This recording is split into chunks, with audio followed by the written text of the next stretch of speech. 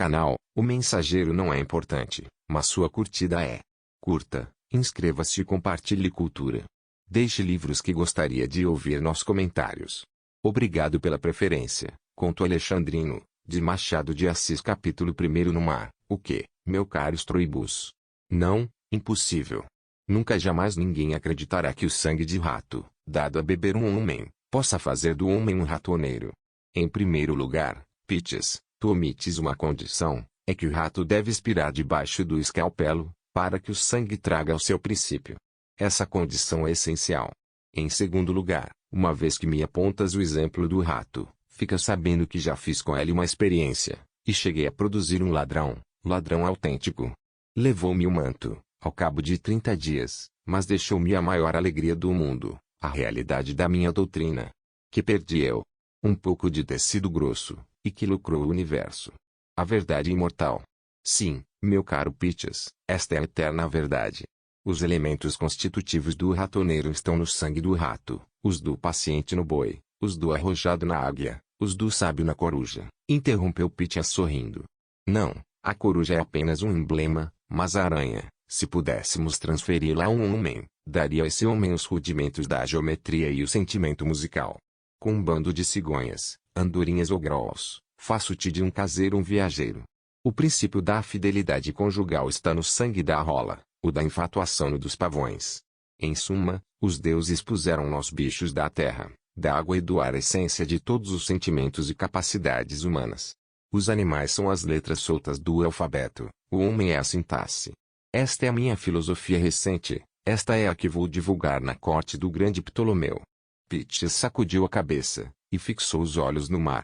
O navio se engrava, em direitura a Alexandria, com essa carga preciosa de 2 filósofos, que iam levar aquele regaço do saber os frutos da razão esclarecida. Eram amigos, viúvos e quinquagenários. Cultivavam especialmente a metafísica, mas conheciam a física, a química, a medicina e a música. Um deles, Stroibus, chegara a ser excelente anatomista, tendo lido muitas vezes os tratados do mestre Herófilo. Chipre era a pátria de ambos, mas, tão certo é que ninguém é profeta em sua terra, Chipre não dava o merecido respeito aos 2 filósofos. Ao contrário, desdenhava-os, os garotos tocavam o extremo de rir deles. Não foi esse, entretanto, o motivo que os levou a deixar a pátria. Um dia, Pitches, voltando de uma viagem, propôs ao amigo irem para Alexandria, onde as artes e as ciências eram grandemente honradas. Stroibus aderiu, e embarcaram. Só agora, depois de embarcados, é que o inventor da nova doutrina expô-la ao amigo, com todas as suas recentes cogitações e experiências. Está feito, disse Pitches, levantando a cabeça, não afirmo nem nego nada. Vou estudar a doutrina, e se achar verdadeira, proponho-me a desenvolvê-la e divulgá-la. Viva Hélios! Exclamou Stroibus. Posso contar que és meu discípulo. Capítulo 2. Experiência. Os garotos alexandrinos não trataram os 2 sábios com o escárnio dos garotos cipriotas. A terra era grave como a ibis pousada numa só pata, pensativa como a esfinge, circunspecta como as múmias, dura como as pirâmides, não tinha tempo nem maneira de rir. Cidade e corte, que desde muito tinham notícia dos nossos 2 amigos, fizeram-lhes um recebimento régio, mostraram conhecer os seus escritos, discutiram as suas ideias, mandaram-lhes muitos presentes, papiros, crocodilos, zebras, púrpuras. Eles, porém, recusaram tudo, com simplicidade, dizendo que a filosofia bastava ao filósofo, e que o supérfluo era um dissolvente. Tão nobre resposta encheu de admiração tanto aos sábios como aos principais e à mesma plebe. E aliás, diziam os mais sagazes, que outra coisa se podia esperar de 2 homens tão sublimes, que em seus magníficos tratados, temos coisa melhor do que esses tratados, interrompe Stroibus. Trago uma doutrina, que, em pouco, vai dominar o universo, cuidou nada menos que em reconstituir os homens e os estados, distribuindo os talentos e as virtudes. Não é esse o ofício dos deuses? Objetava um. Eu violei o segredo dos deuses, acudia Stroibus. O homem é a sintaxe da natureza, eu descobri as leis da gramática divina, explica-te. Mais tarde, deixa-me experimentar primeiro. Quando minha doutrina estiver completa, divulgá-la-ei como a maior riqueza que os homens jamais poderão receber de um homem. Imaginem a expectação pública e a curiosidade dos outros filósofos, embora incrédulos de que a verdade recente viesse a aposentar as que eles mesmos possuíam. Entretanto, esperavam em todos. Os dois hóspedes eram apontados na rua até pelas crianças. Um filho meditava trocar a avareza do pai, um pai a prodigalidade do filho, uma dama a frieza de um varão os desvarios de uma dama, porque o Egito, desde os faraós até os Lágides, era a terra de Potifar, da mulher de Potifar, da capa de José, e do resto. Stroibus tornou-se a esperança da cidade e do mundo. Pítias, tendo estudado a doutrina, foi ter com Stroibus, e disse-lhe, metafisicamente, a tua doutrina é um despropósito, mas estou pronto a admitir uma experiência, contando que seja decisiva. Para isto, meu caro Stroibus, há só um meio. Tu e eu, tanto pelo cultivo de razão como pela rigidez do caráter, somos o que há mais oposto ao vício do furto. Pois bem, se conseguires incutir-nos esse vício, não será preciso mais, se não conseguires nada, e pode crê-lo, porque é um absurdo, recuarás de semelhante doutrina, e tornarás as nossas velhas meditações. Stroibus aceitou a proposta. O meu sacrifício é o mais penoso, disse ele, pois estou certo do resultado, mas que não merece a verdade. A verdade é imortal, o homem é um breve momento. Os ratos egípcios, se pudessem saber de um tal acordo, teriam imitado os primitivos hebreus, aceitando a fuga para o deserto, antes do que a nova filosofia. E podemos crer que seria um desastre. A ciência, como a guerra, tem necessidades imperiosas, e desde que a ignorância dos ratos, a sua fraqueza, a superioridade mental e física dos dois filósofos eram outras tantas vantagens na experiência que ia começar, cumpria não perder tão boa ocasião de saber se efetivamente o princípio das paixões e das virtudes humanas estava distribuído pelas várias espécies de animais, e se era possível transmiti-lo. Stroibus engaiolava os ratos, depois, um a um, ia-os sujeitando ao ferro. Primeiro, atava uma tira de pano no focinho do paciente, em seguida, os pés, e finalmente, cingia com um cordel as pernas e o pescoço do animal à tábua da operação. Isto feito, dava o primeiro talho no peito, com vagar ia enterrando o ferro até tocar o coração, porque era a opinião dele que a morte instantânea corrompia o sangue e retirava-lhe o princípio. Hábil anatomista, operava com uma firmeza digna do propósito científico.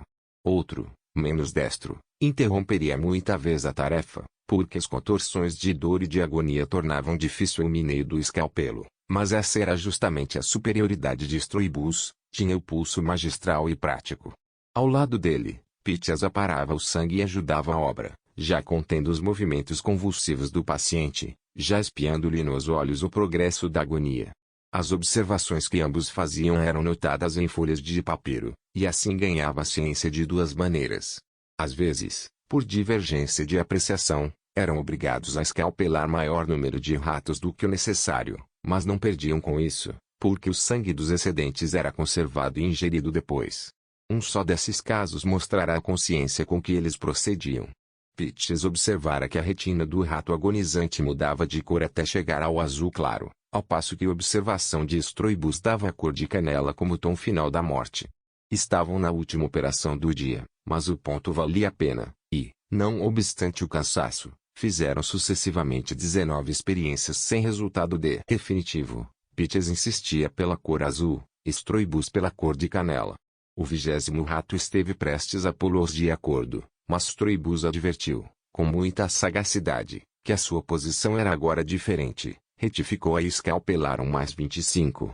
Destes, o primeiro ainda os deixou em dúvida, mas os outros 24 provaram-lhes que a cor final não era canela nem azul, mas um lírio roxo, tirando-a claro.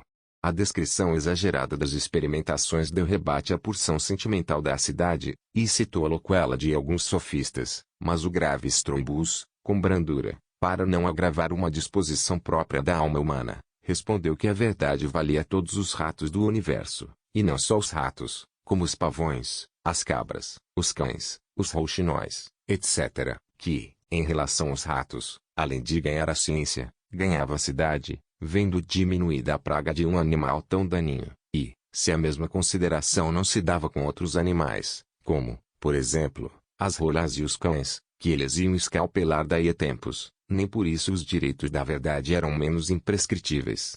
A natureza não há de ser só a mesa de jantar, concluía em forma de aforismo, mas também a mesa da ciência. E continuavam a extrair o sangue e a bebê-lo. Não o bebiam puro, mas diluído em um cozimento de cinamomo, suco de acácia e bálsamo, que lhe tirava todo o sabor primitivo. As doses eram diárias e diminutas, tinham, portanto, de aguardar um longo prazo antes de produzir o efeito. Pitches, impaciente e incrédulo, mofava do amigo. Então? Nada? Espera, dizia o outro, espera. Não se incute um vício como se cose um par de sandálias. Capítulo 3. Vitória. Enfim, venceu os Troibus. A experiência provou a doutrina.